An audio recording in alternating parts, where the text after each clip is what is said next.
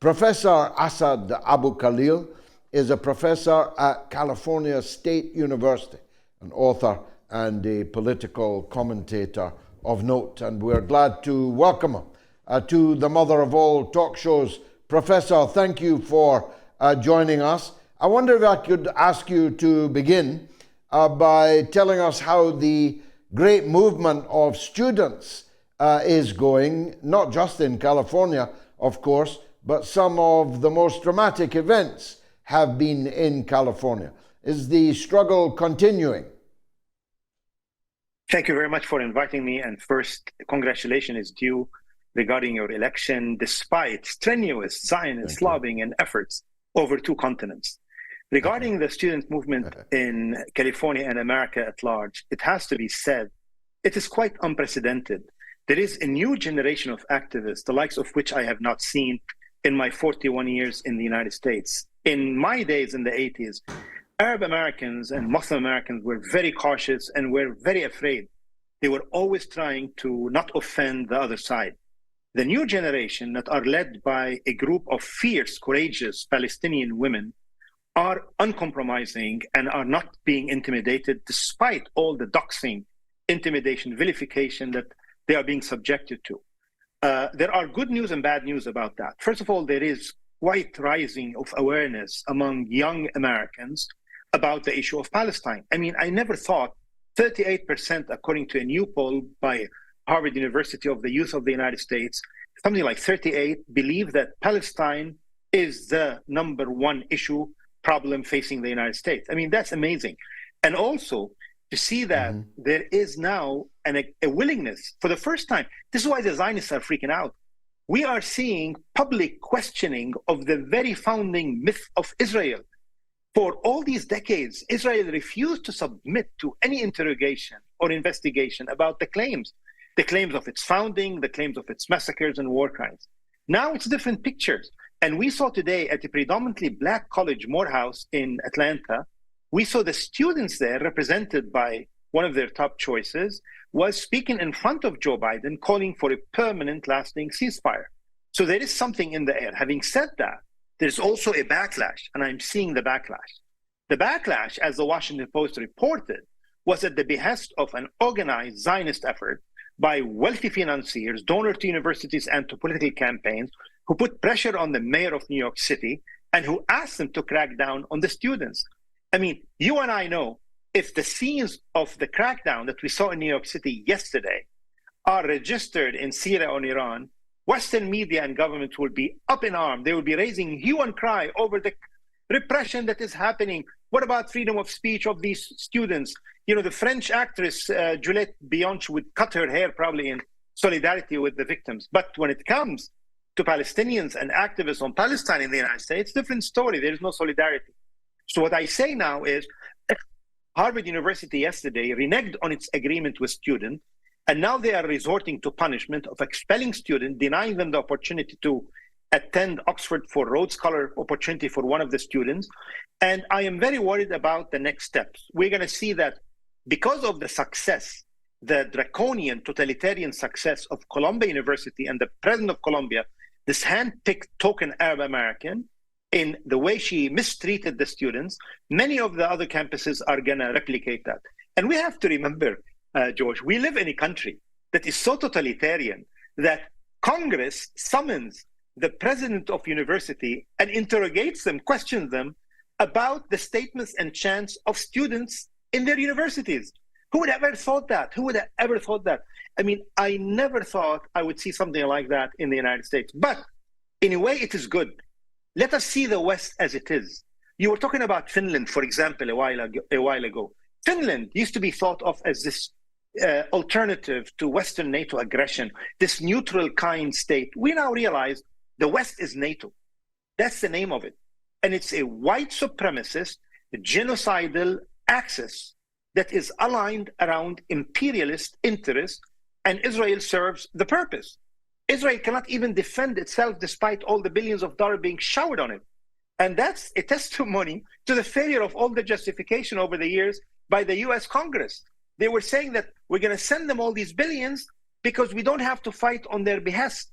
We saw in the night of Iranian retaliation, the Israeli government had to rely on support that it pleaded for by the US, by Germany, by France, by United Kingdom, by United Arab Emirates, Saudi Arabia, Jordan, according to the Wall Street Journal. All these countries came to the rescue because Israel cannot defend itself.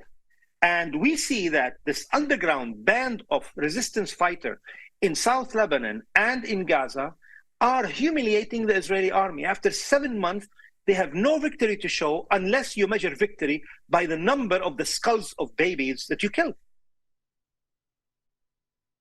Wow, where have you been all my life? You should have been a regular on this show all along. Let me press further, though, on what the net effect is. It may very well be that the 2 steps forward that we have taken will have to be followed by 1 step back, but that will still be a movement forward.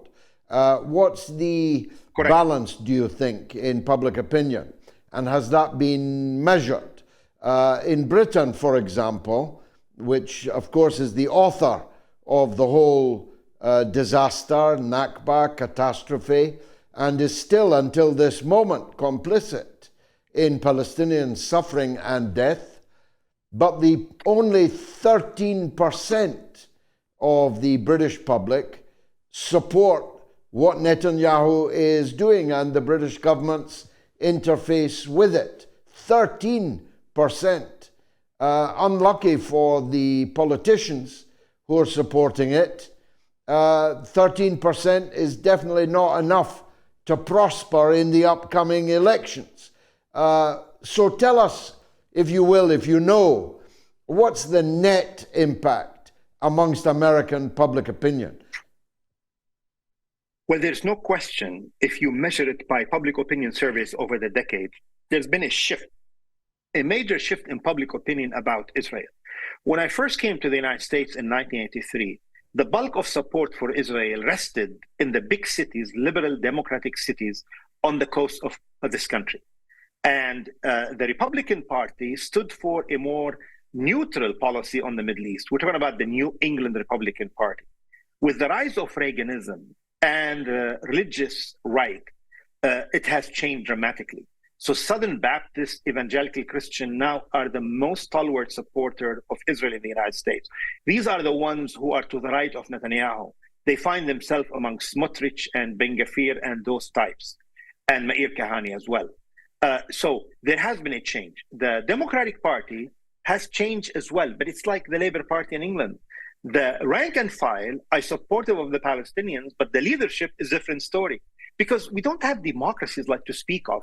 So you have the majority of Socialist Party in France or the Labour Party in England or the Democratic Party today supporting the Palestinians, supporting a ceasefire, but the leadership of the Democratic Party couldn't care less because they do whatever is the interest of the establishment and the empire, you know, the military-industrial complex and the agenda of the empire. So it doesn't matter that much. There has been a change in public opinion, but will it be reflected in the policies of the government or even legislation in Congress? Not at all. Not at all. I don't see any evidence of that. There's also a demographic change. I mean, there's a demographic element of this support for Israel, whereby the younger you are, the less likely you are to support Israel. The older you are, the more likely to support Israel. And guess which demographic group is more likely to vote? Older Americans vote in much larger number than young Americans. And even those who vote, it is a very small percentage of them who prioritize foreign policy when they cast their ballot. So there are optimistic signs, but I think the change is going to come from over there. The change is going to come from the courage and the steadfastness of the Lebanese and the Palestinians and the Yemenis, who are standing up not only to Israel, but also to the entire Western Genocide Alliance. Do you know there has been several hundred raids on the poor country of Yemen by the British-American alliance? This is one of the most poorest countries, one of the biggest humanitarian problems in the world today before Gaza. And yet it is impoverished by virtue of the siege of the Saudis and the United Emirates and the Western nation. And now it is being punished. Why is it being punished? Because they dare to stand up for the Palestinians. Because Arab despots do not stand for the Palestinians, even though their population are all for the Palestinians. So there are some positive changes, but I think the struggle has to take place within Western democracy to insist on real democracy and not the symbolic bourgeois democracy that is purely cosmetic, that doesn't reflect the aspiration not only of people around the world, but even people here in this country. I mean, let the Labour Party, let the Democratic Party reflect the rank and file. But America is not going to let that happen. Well, America yeah, that will never happen. Democracy in the world. That will never happen. The system is deliberately designed so that the two parties are in fact one party on the most important things. A uni party. No doubt. Or as I put it, it's two cheeks of the same ass. It's a war party.